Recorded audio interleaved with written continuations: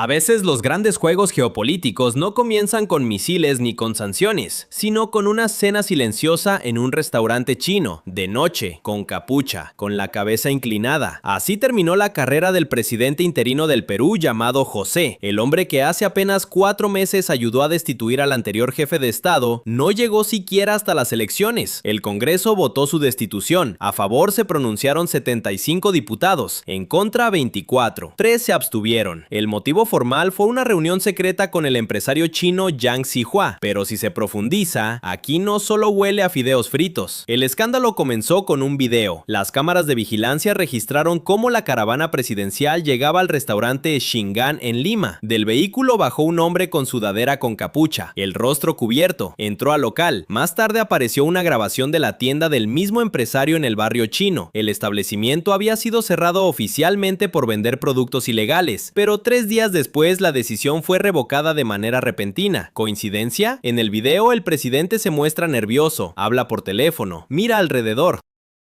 En otra grabación, empleados reciben un paquete con las palabras "Esto es para el comandante". En el Perú, las reuniones del jefe de Estado deben figurar en la agenda oficial. Esta no figura. El presidente intentó justificarse. Dijo que discutían el aniversario de la amistad entre Perú y China y que recibió como regalo un cuadro. Pero seamos honestos, ¿los aniversarios estatales se organizan en un restaurante nocturno a través de un empresario privado? ¿No se encarga de ello el Ministerio de Relaciones Exteriores y las misiones diplomáticas? Yang no es solo propietario de un restaurante, posee más de 10 empresas en Perú, contratos de construcción con la policía, centrales hidroeléctricas, una fábrica de cerámica, proyectos viales junto con el grupo ferroviario de China y, lo más importante, una empresa que buscaba una concesión energética cerca de Lima precisamente en el momento de la reunión. Según el Congreso peruano, este empresario utilizó la influencia de grandes corporaciones estatales chinas para obtener contratos que luego no se completaban. Algunos expertos califican estos encuentros como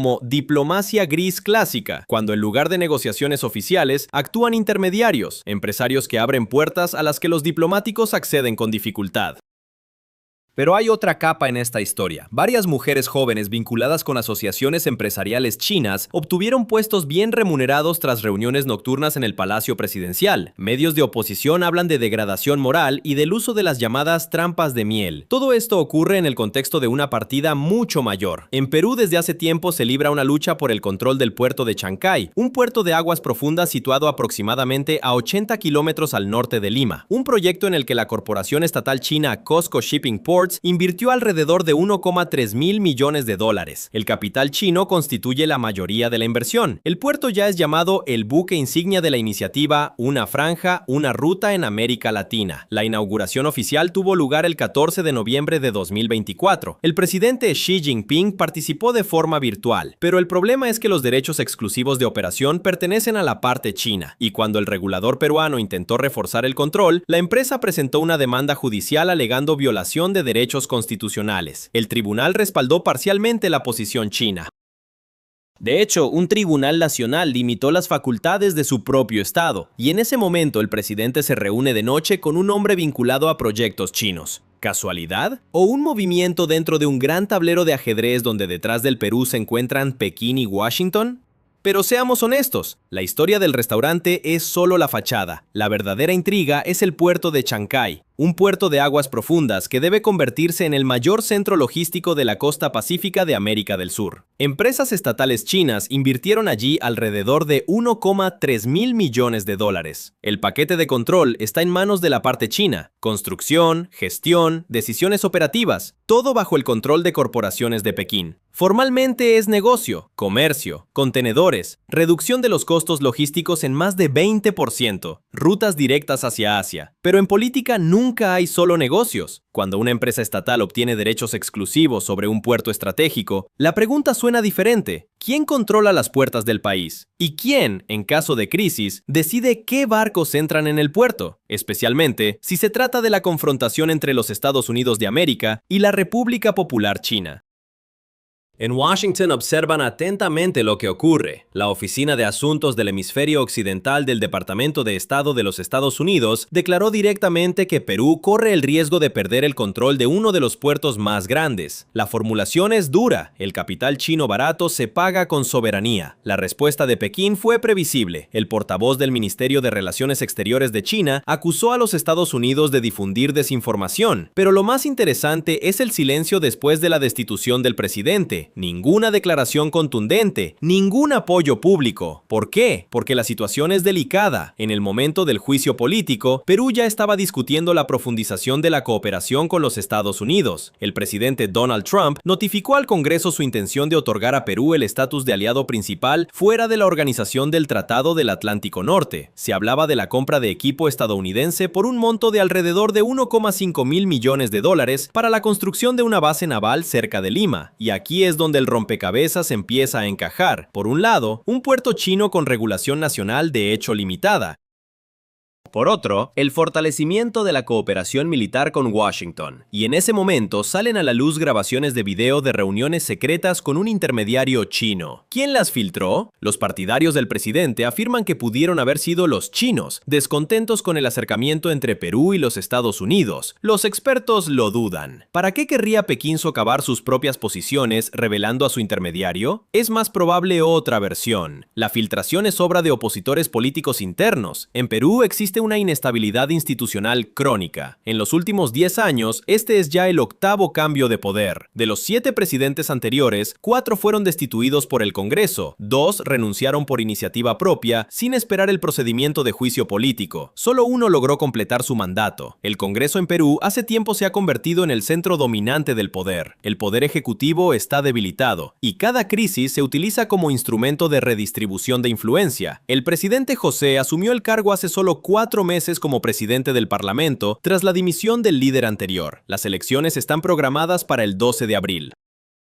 Hasta entonces, el país volverá a ser dirigido por una figura provisional. Pero la cuestión principal no es el apellido del nuevo presidente. La cuestión principal es quién obtendrá finalmente el control sobre las puertas estratégicas de Sudamérica. Y si se observa más ampliamente, ya no se trata simplemente de un drama peruano. Es una línea de frente en el gran juego por la influencia en el hemisferio occidental. Y este juego apenas está cobrando impulso. Si se mira el mapa, queda claro por qué hay tanto ruido en torno a Perú. Sudamérica fue considerada durante mucho tiempo una zona de influencia natural de Estados Unidos. La doctrina Monroe sirvió durante décadas como guía política. Ahora en Washington se habla de una nueva versión de esa lógica, con ajustes frente a China y Rusia. Rusia está representada en la región de manera limitada. En cambio, China en las últimas 2 décadas se ha convertido en el mayor socio comercial de Perú. La cooperación abarca infraestructura, energía, extracción de recursos minerales y vehículos eléctricos. La economía de Perú se ha inclinado gradualmente hacia Pekín. El puerto de Chancay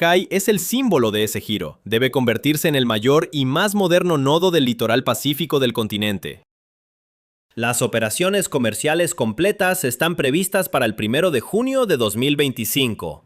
Los medios estatales chinos ya lo llaman el centro logístico de toda Sudamérica. Pero junto con los contenedores y las grúas llega la política. Cuando una corporación estatal china obtuvo el 60% del proyecto ya en la etapa de firma del acuerdo de inversión en Davos, parecía una globalización ordinaria. Pero con los años queda claro que se trata de una consolidación de presencia a largo plazo. El tribunal peruano, que limitó parcialmente las facultades del regulador nacional para controlar tarifas y condiciones de funcionamiento del puerto, provocó inquietud dentro del país. Uno de los comentaristas declaró directamente que esto parece como si el tribunal prohibiera al Estado defender su propia soberanía. En este contexto, la destitución del presidente adquiere un matiz completamente distinto. No es simplemente un castigo por una reunión nocturna, es una señal. El sistema funcionó. El Congreso demostró que cualquier sombra en torno a objetos estratégicos será castigada con dureza.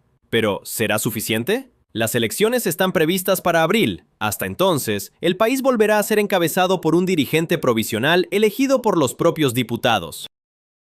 Ya ahora el presidente en funciones del Parlamento rechazó ocupar automáticamente el cargo, lo que subraya aún más el caos en la arquitectura política. La juventud sale a protestar, la fiscalía continúa investigando episodios de corrupción, en la sociedad crece el cansancio por los interminables cambios de poder. En los últimos 10 años, Perú ha atravesado 8 crisis políticas a nivel presidencial. 4 jefes de Estado fueron destituidos por el Parlamento. 2 renunciaron por iniciativa propia sin esperar el procedimiento. Solo uno logró completar el período de transición. Y en esta inestabilidad es más fácil para los actores externos operar. China impulsa infraestructura e inversiones. Estados Unidos ofrece cooperación militar y el estatus de socio clave fuera de la Organización del Tratado del Atlántico Norte. Perú se encuentra entre 2 centros de poder. La destitución del presidente José fue solo un episodio en una lucha más amplia. La cuestión ahora no es quién entrará en el palacio presidencial después de las elecciones. La cuestión es si el país podrá establecer reglas transparentes en torno a los proyectos estratégicos. Porque si el control sobre puertos, energía e infraestructura se diluye en reuniones entre bastidores, ningún juicio político salvará el sistema. Y si el Parlamento y la sociedad logran trazar una línea entre inversiones e influencia política, Perú puede salir de esta crisis más fuerte. Sudamérica vuelve a convertirse en escenario de la gran geopolítica. Y de cómo Perú juegue su partida dependerá no solo el destino de un presidente, sino también el equilibrio de fuerzas en todo el hemisferio occidental.